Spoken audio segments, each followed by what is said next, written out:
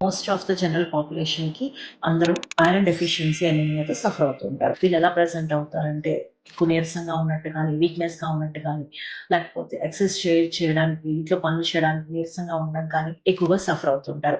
ఇది గనక మనకి ఎక్కువగా ప్రోగ్రెస్ అవుతూ ఉంటే, వీళ్ళకి బ్లడ్ తక్కువ అవ్వకముందే ఈ న్యూరలాజికల్ సింప్టమ్స్ కూడా డెవలప్ అయ్యే ఛాన్సెస్ కూడా ఉంటుంది. అది ఏంటంటే ముందుగానే కనుక్కొని ఐడెంటిఫై చేసుకోవాలి. వీళ్ళు ఎక్కువగా సఫర్ అయితే కోఆర్డినేటెడ్ డిక్లే అంటే వాళ్ళ యొక్క కాన్సంట్రేట్ చేయడానికి కానీ ఇబ్బంది పడుతూ ఉంటారు.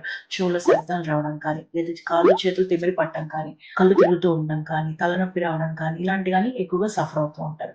లేదా రెస్ట్‌లెస్ లెగ్ సిండ్రోమ్‌తో సఫర్ అవ్వడం కానీ, అంటే నైట్ పూట ఎక్కువ కాళ్ళు, చేతులు నిద్ర పట్టక కాళ్ళు, చేతులు కదిలిస్తూ ఉండడం కానీ ఎక్కువగా సఫర్ అవుతూ ఉంటారు అడల్ట్స్ అయితే. అదే చిల్డ్రన్ అయితే మనకి డెవలప్‌మెంట్ అనేది సరిగ్గా ఉండకపోవడం, డెవలప్‌మెంటల్ డిలే, చదువుకోవడానికి ఇబ్బంది పడటం కానీ, మెమరీ డిస్టర్బెన్సెస్ కానీ ఎక్కువగా ఉంటారు.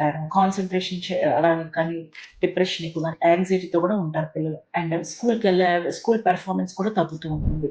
ప్రతిదానికి చాలా లేజీగా, టైర్డ్‌గా, ఊరికే ఏమంటే వీక్ అయిపోవడం కానీ ఎక్కువగా ఫీల్ అవుతూ ఉంటారు. కొంతమందిలో అయితే బిహేవియరల్ చేంజెస్ కానీ, సైకలాజికల్ చేంజెస్ కూడా చూస్తూ ఉంటారు. సో, ఇలాంటివి గనక ఉన్నాయంటే ఖచ్చితంగా ముందుగానే ట్రీట్ చేసుకోవాలి. వీళ్ళకి ఖచ్చితంగా బ్లడ్ తక్కువ ఉండాల్సిన అవసరం ఏం లేదు. ఐరన్ డెఫిషియన్సీకి.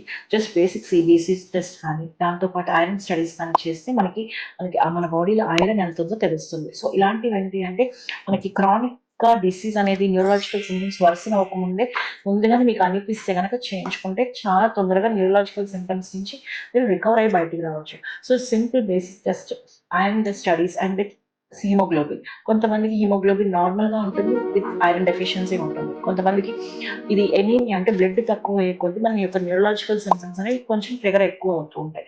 సో, మీరు ముందుగానే మీ యొక్క డాక్టర్‌ని కన్సల్ట్ అవ్వి మీకున్న సింప్టమ్స్‌ని కంట్రోల్ చేసుకోండి. దీనివల్ల మన యొక్క న్యూరలాజికల్ సింప్టమ్స్‌ని ప్రోగ్రెస్ అవ్వకుండా చూస్తారు. Thank you.